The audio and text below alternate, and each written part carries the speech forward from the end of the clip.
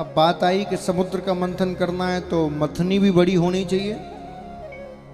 तो मंदराचल पर्वत की मथनी बनाई। अब जब मंथन करने के लिए मथनी इतनी बड़ी है तो रस्सी भी बड़ी चाहिए, मजबूत चाहिए। तो बांसुकी नाग की रस्सी बनाई गई। अब जैसे ही बीच समुद्र में मंदराचल को स्थापित किया गया तो तुरंत वो मंदराचल समुद्र में डूबने लगा। अब जैसे ही समुद्र में डूबने लगा तो सबने भगवान को पुकारा, प्रभु त्राहे माम त्राहे माम त्राहे माम। अब जैसे ही भगवान को पुकारा तो भगवान ने एक सुंदर अवतार लिया है, कच्छप अवतार। बोलो कच्छप देव भगवान की जय। और अपने पीठ पर उस पर्वत को भगवान ने स्थापित किया है।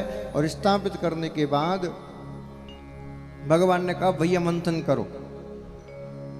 अब दैत्यों ने और देवताओं ने मंथन शुरू किया। खूब महाराज मंथन हो रहा है। कई वर्षों तक जब मंथन किया सोच रहे थे अमृत निकलेगा, लेकिन अमृत तो निकला नहीं, हलाहल विष निकला गया। अच्छी चीज को तो सब लेना चाहते हैं, बुरी को कौन ले? हाँ? आशीर्वाद तो सब लेना चाहते हैं, श्राप कौन ले? लेकिन भैया जो अच्छे पदार्थों को ले वो देव होता है, लेकिन जो बुराइयों को भी ले ले वो महादेव होता है। जो बुराइयों को भी ग्रहण कर ले वो महादेव।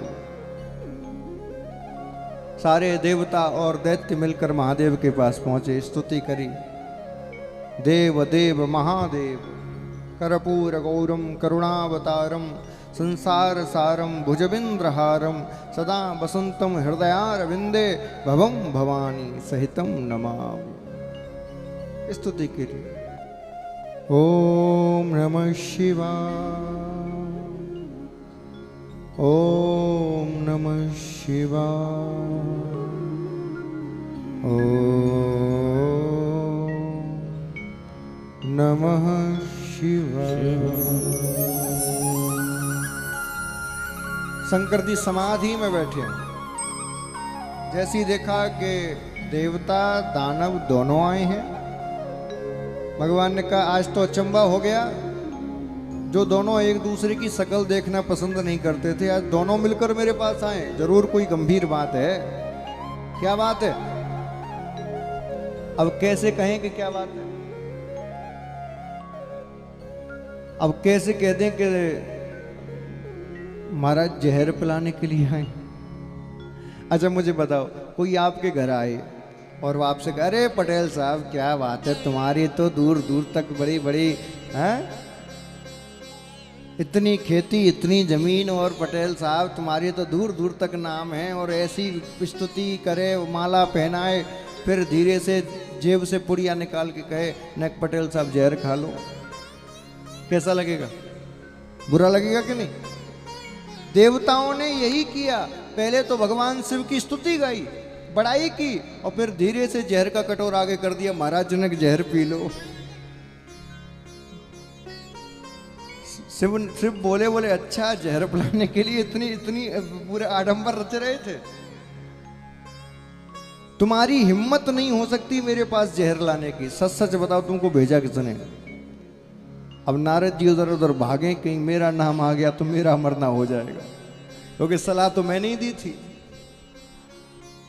तो कहा नारद जी ने भेजा। नारद जी ने कहा कि जो अमृत पिए वो देव और जो विष पिए वो महादेव। नारद जी को बुलाया, क्यों जी आना जरा, बहुत बीड़ा बज रही है तुम्हारी आजकल। हमको विष पिला रहे हो, तुम्हें देवताओं को अमृत पिलाओगे? तो देखो नारद जी ने कैसे बात घुमाई। हाँ, संतों पे ब्राह्मणों पे बात घुमाना है तो खूब आता है महाराज। नारद जी ने कहा तो महाराज देखो बात ऐसी है, जब समुद्र मंथन होने वाला था उससे पूर्व मैंने ऐसा संकल्प लिया था, क्योंकि मेरी आगे ही सब काम हो रहा था, मेरी अध्यक्षता में ही हो रहा था, तो मेरा खर्च बनता था। मैंने ऐसा संकल्प लिया कि जो भी प्रथम वस्तु इस मंथन से निकलेगी उसको शिव को अर्पित करेंगे। अब मुझे क्या पता कि जहर निकल जाएगा, विष निकल जाएगा। मैंने तो सोचा अमृत निकलेगा तो भोलेनाथ पे चढ़ाऊंगा। हम सब भी कहते हैं कि नहीं, कुआं खुदवाते हैं, बोरिंग करवाते हैं। बोले महाराज जैसे ही कुआं खोदेगा पहली कुएं की पाल्टी पानी की भोलेनाथ पे चढ़ाएंगे। जैसे ही बोरिंग में से पानी निकलेगा पहला लोटा भोलेनाथ पे चढ़ाएंगे, कहते हैं कि नहीं। तो नारद जी ने कहा ऐसे ही मैंने सोचा कि जो भी निकलेगा पहले भोलेनाथ पे चढ़ाऊंगा। महाराज विष निकल आया, मैं क्या करूं। कोई बात नहीं, चलो, लेकिन सच सच बताओ तुमको भेजा किसने। तो नारद जी ने धीरे से कहा बात ऐसी है, हम अपनी मर्जी से नहीं आए, हमको भगवान नारायण ने भेजा है। और जैसे ही नारायण का नाम सुना तुरंत कटोरा हाथ से छीन लिया। अरे तुमने पहले क्यों नहीं बताया, मेरे नारायण ने मुझको प्रसाद भेजा है। अभी जहर नहीं है, ये तो प्रसाद है, मैं पान करूंगा।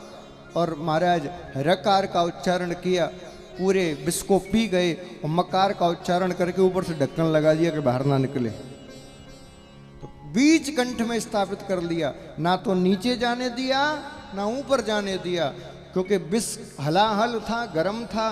तो विष के प्रभाव से भोलेनाथ का कंठ नीला पड़ गया। तो आज भोलेनाथ का एक नया नाम हो गया। बोलो नीलकंठ महादेव की जय। नीलकंठ महादेव नाम।